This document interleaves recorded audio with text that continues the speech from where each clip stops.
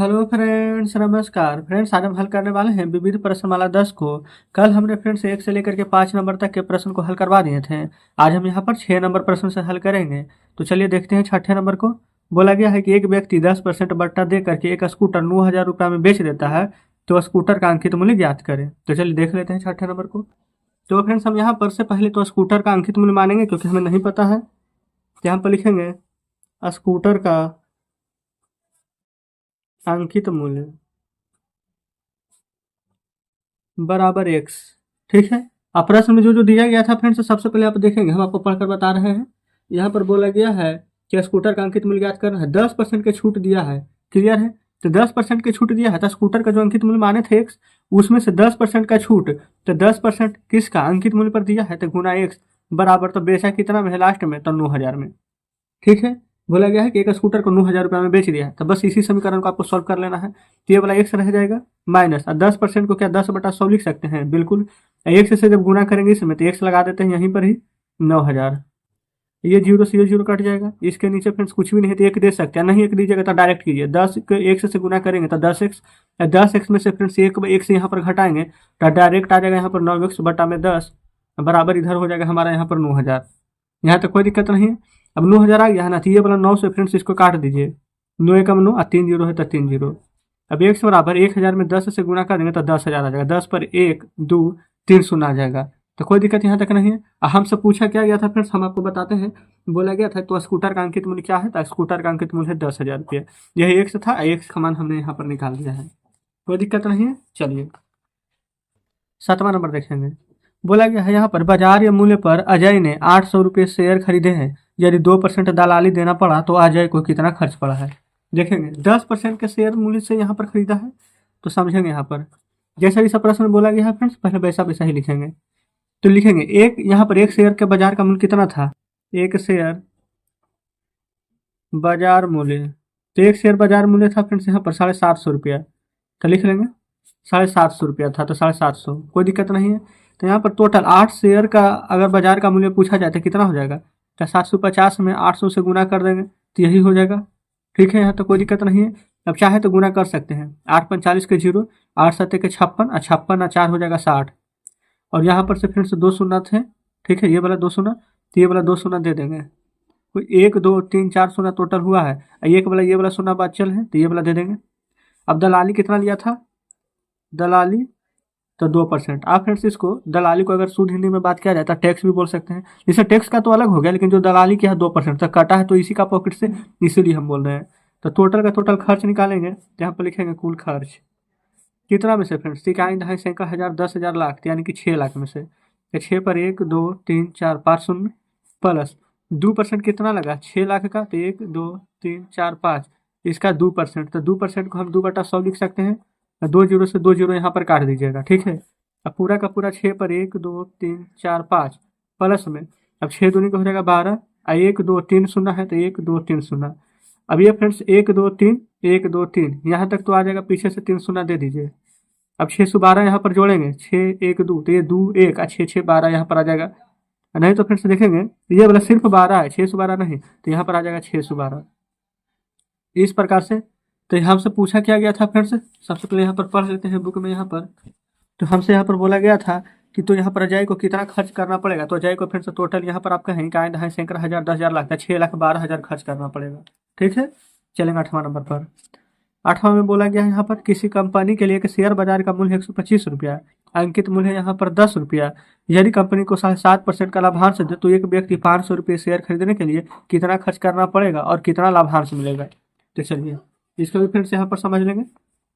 सबसे पहले यहाँ पर लिख लेंगे 8वां नंबर में, एक यहाँ पर बाजार में एक शेयर का मूल्य कितना था 125 रुपया। सेम उसी प्रकार से 7वां नंबर की तरह, तो लिख लीजिएगा एक शेयर बाजार मूल्य 125 रुपया।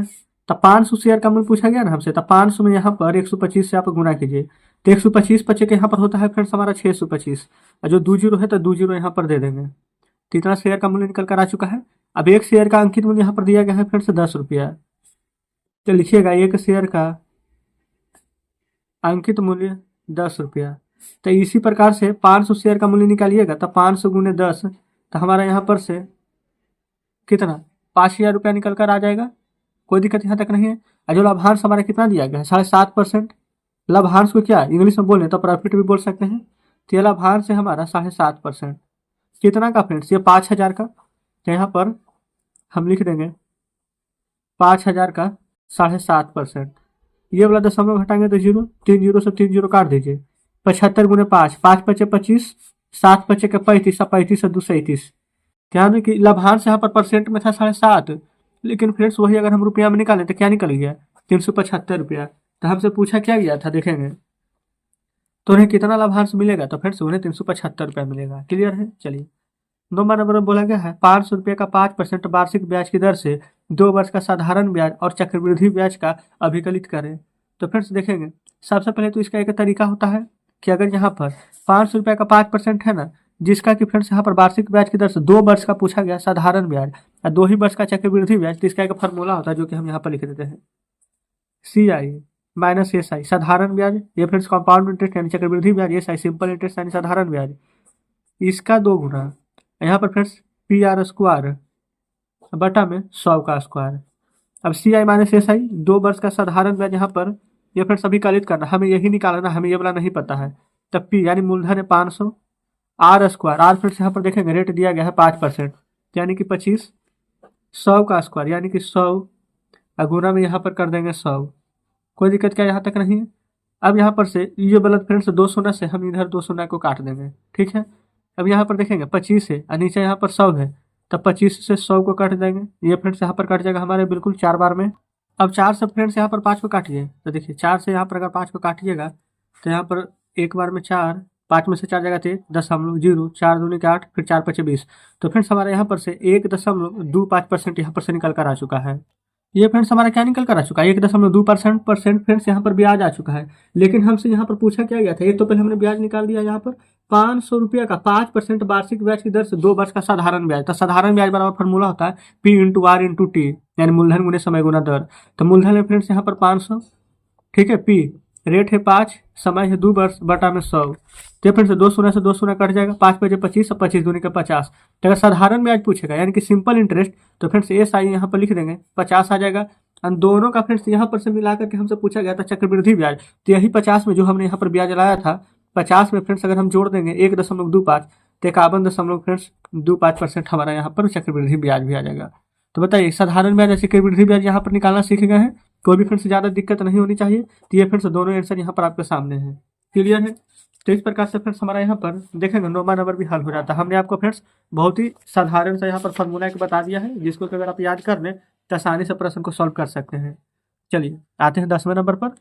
यहाँ पर फ्रेंड्स 10 नंबर में देखिएगा बोला गया है किसी मूलधन का 5% वार्षिक चक्रवृद्धि ब्याज की दर से 3 वर्ष में मिश्र धन अगर यहाँ पर 9261 रुपया हो जाएगा, तो फ्रेंड्स इसका भी एक डायरेक्ट फार्मूला होता है। लेकिन चलिए यहाँ पर डायरेक्ट फार्मूला नहीं बताएंगे। डायरेक्ट फार्मूला पता है क्या होता है कि 5% है तो 5% का मतलब 1/20, तब 20 से 21, फिर यहाँ पर 20 से 21, 20 से 21, तो 20 का क्यूब निकालना होगा आपको, 21 का क्यूब निकालना होगा, और दोनों का क्यूब निकालने के बाद डायरेक्ट आंसर आ जाएगा। तो यहाँ पर फ्रेंड्स हम आपको दोनों तरीका बताते हैं, ठीक है। आपको जो समझ में आएगा ना वैसे आप बना लीजिएगा। तो देखेंगे कोई ना कोई तरीका तो बिल्कुल आप यहाँ पर समझ ही जाइएगा। तो सबसे पहले हम पता क्या करते हैं, पूरा का पूरा मेथड बताते हैं, ठीक है। तो सबसे पहले यहाँ पर देखेंगे मिश्र धन फ्रेंड्स हमें नहीं पता है, ठीक है। बोला गया है कि इतना कितना हो जाएगा, तो पहले मिश्र धन नहीं पता है। मिश्र धन का मतलब अमाउंट, तो मिश्र धन बराबर हम x मान लेते हैं, ठीक है। ये फ्रेंड्स लेकिन मिश्र धन तो आपको बुक में यहाँ पर दिया गया है कि यहाँ पर मिश्र धन 9261 हो जाता है। तो मिश्र धन तो पता ही है कि 9261, तो 9261 मिश्र धन हो जाता है, यानी कि मूलधन नहीं पता है। तो यहाँ पर हम मूलधन बराबर x मान लेंगे, ठीक है। और दर समय तो आपके बुक में दिया ही गया है। तो मिश्र धन यानी कि अमाउंट बराबर फॉर्मूला होता है यहाँ पर P × में 1 + R/100 पावर में T। अमाउंट कितना है 9261, P हमें निकालना है 1 + रेट दिया गया है 5 बटा में 100 T यानी कि समय दिया गया है टोटल 3 वर्ष, ठीक है। यहाँ तक चलेंगे आगे। अब फ्रेंड्स यहाँ पर से सॉल्व करेंगे तो देखिए 9261 को आप रहने दीजिए, बराबर में ये 5 से 100 अगर आप चाहें तो काट सकते हैं, नहीं तो डायरेक्ट पहली तरह कर लीजिए 100 एकम 100 और 100 में 5 से यहाँ पर जोड़ेंगे तो 105 बटा के 100 पावर में 3। अब ये वाला देखिएगा कटेगा, तो देखिए 5 से 20 बार में और 5 से 21 बार में यहाँ पर बिल्कुल कट जाएगा। तो हम यहाँ पर 21/20 लिख सकते हैं, 21/20 के पावर 3। इसके नीचे कुछ भी नहीं है फ्रेंड्स, तो 1 लिख सकते हैं। तो यहाँ पर लिख देंगे 9261, ठीक है। अब सबसे पहले यहाँ पर आप क्या करेंगे ना, 21 बटा यहाँ पर 20 है, ये वाला फ्रेंड्स पहले ध्यान में रखिएगा। तो हम यहाँ पर कर देते हैं 21/20। अच्छा, 21/20 के पावर में क्या है, तो कहेंगे पावर में 3 है, तो 21/20 गुने 21/20 गुने क्या 21/20, क्या इस प्रकार से लिख सकते हैं? तो आप कहेंगे बिल्कुल।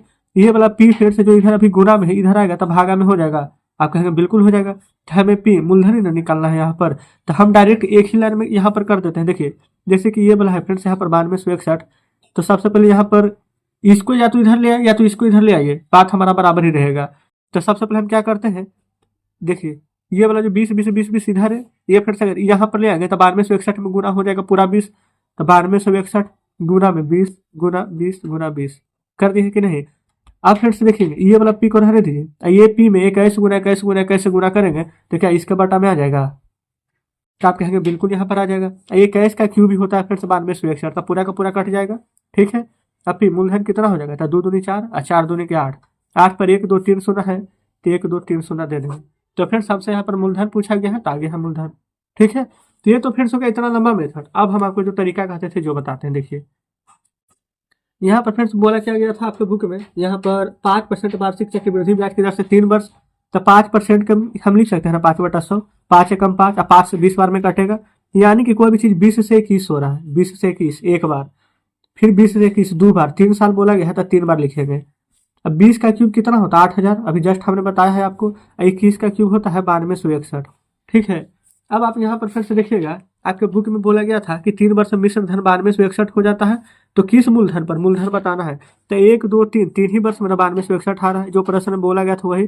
तो मूलधन इधर वाला है, तो मूलधन कितना हो जाएगा 8000। तो बस इतना ही फ्रेंड्स, ये बन चुका है, इतनी सूनी में फ्रेंड्स बन गया। देख लीजिए, अगर ऐसे करके बनाते तो इतना बड़ा में बना है, लेकिन इस प्रकार से अगर डायरेक्ट बनाएगा तो बस इतना सारा में ही बन जाएगा। तो आपको देखना है कि किस प्रकार से बनाना है, ठीक है। चलिए अब हम 11 नंबर को भी समझते हैं।